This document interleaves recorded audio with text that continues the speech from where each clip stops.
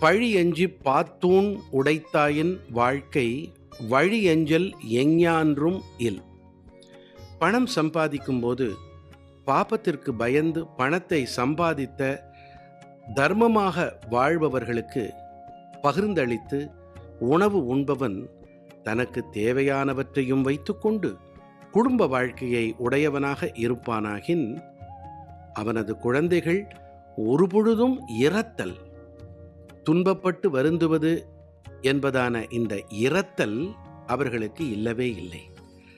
அதாவது என்றும் துன்பப்படாமல் நீண்ட நாள் இன்பமாக வாழ்வார்கள் என்பது கருத்து.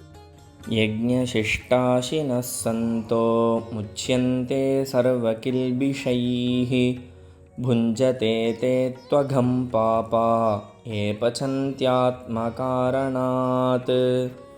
யாகத்தில் மிஞ்சியதை உண்ணும் நல்லோர் எல்லா பாபங்களினின்றும் விடுபடுகின்றார்கள். ஆனால் தங்கள் பொருட்டே சமைக்கும் பாவிகள் பாவத்தை உண்கின்றனர்.